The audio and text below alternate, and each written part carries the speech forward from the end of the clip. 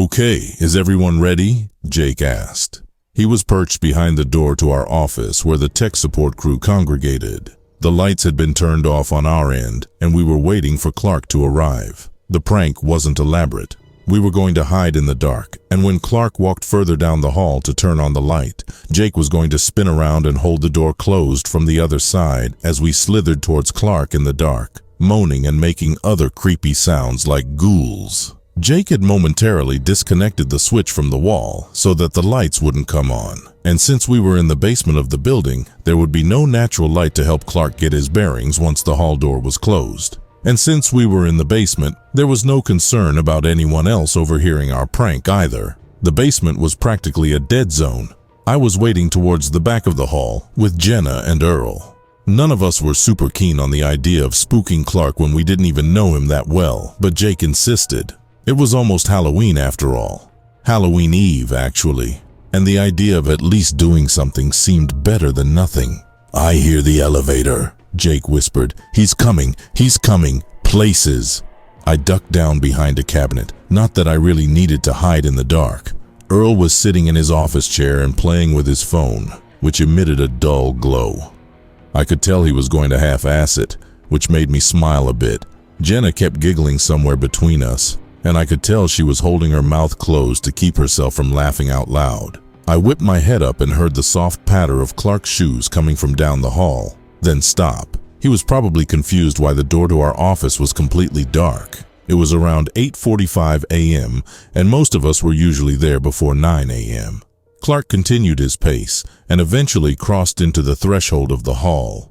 I heard his hand brush along the wall, and it grew closer as he kept searching. The light switch was further from the door than you would expect. Clark stepped forward a bit, still searching, and I saw the door frame begin to close shut behind him. Jake was taking this seriously, hardly making a sound.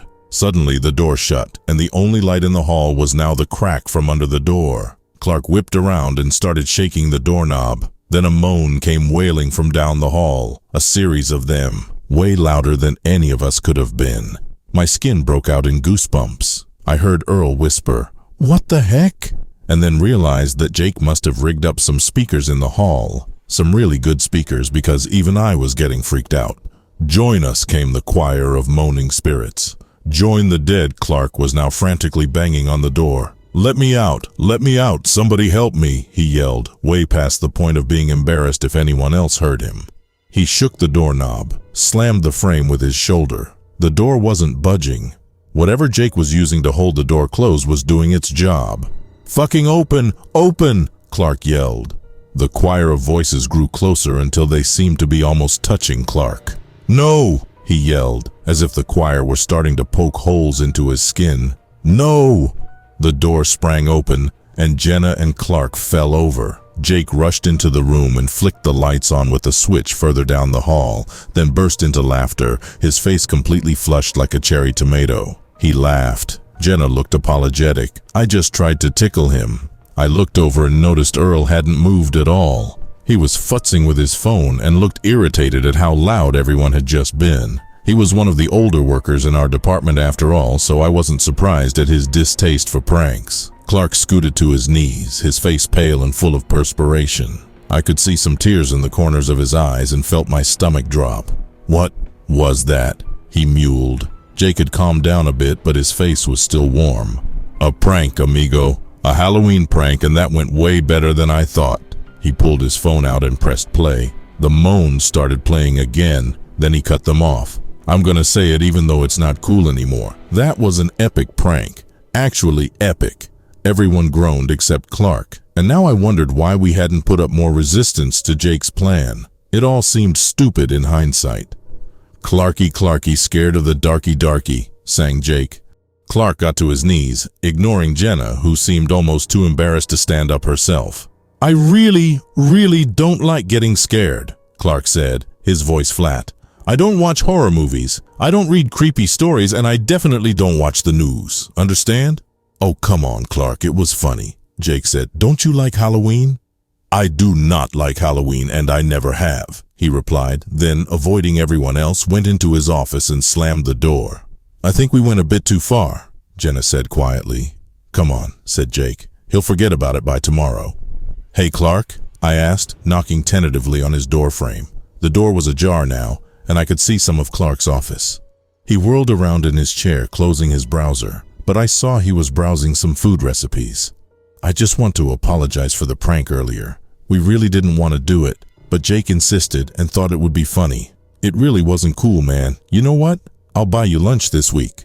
Clark spun back and forth in his chair a little, then blew out some air in a grin. Hey, I really appreciate that, Jim. I'm actually a little relieved somebody apologized. I was really starting to wonder what I did to deserve something like that. No harm, no foul? I asked. Sure, Clark said, not entirely convincing. If you say so.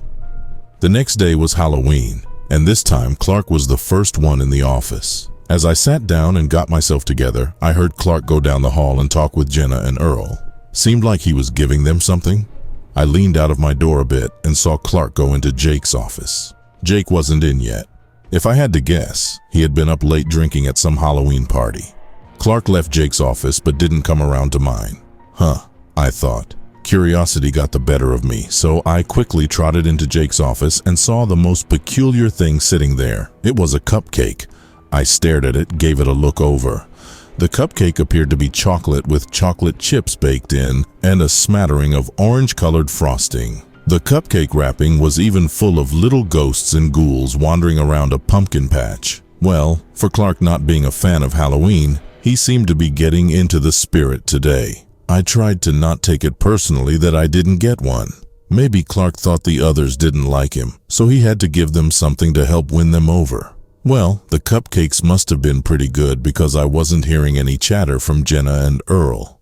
I smirked a little at the thought of Jake not getting his cupcake and thought it would be a bit of karmic payback if I snacked on his. I peeled back the cute wrapper and wolfed down the cupcake in 4 bites, then licked some of the sweet frosting from my lips. It was pretty good. There was a sort of nut flavor to it that I imagined might have been walnuts or some other kind of nut, though I tended to only add nuts to things like banana bread. I turned around and made eye contact with Clark, who was watching me. "Oh, Jim, you ate the cupcake meant for Jake?" Clark looked a little worried for some reason, maybe because he was now caught in a bit of an awkward dilemma. I thought it would be funny if I paid Jake back for his prank. You know, like he doesn't get one. I'll leave the wrapper here too, so he'll wonder who did it. You know, don't worry about it. I plan on catching up with Jake later tonight. You might want to go lay down for a bit. Sorry. You know, you really weren't supposed to eat one. I appreciated that you apologized yesterday. Oh well, happy Halloween, bud, Clark said, and slapped my shoulder. I was confused. My mouth felt a bit dry, and now that nut flavor was coming through more prominently than it had before. Something like almond. I tried to wet my lips but found that I couldn't. I felt dizzy, and I lost my grip on the edge of Jake's desk. Vision blaring, I went to take a step and stumbled, crashing to the floor. It was then that I was able to see down the rest of the hall. I saw Jenna and Earl similarly slumped over, bubbles popping around their nose and mouth, their eyes empty and lifeless.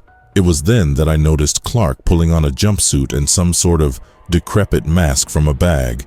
He pulled it on over his head, and it looked almost like the burlap sack from a scarecrow. Some other things glimmered from the bag. A knife, a hacksaw, a pair of rust-colored twine, and cheese wire. Things that didn't look new. I don't like Halloween, Clark said, but I have been trying to get into the spirit lately. I opened my mouth to yell, but found that I could barely move. Whether I was paralyzed or slowly succumbing to some sort of poison, it was hard to tell. Help! I rattled. Help! But it was then that I remembered the thing that had made the original prank possible to begin with, as Clark banged against the door and continually screamed for help. The basement was practically a dead zone.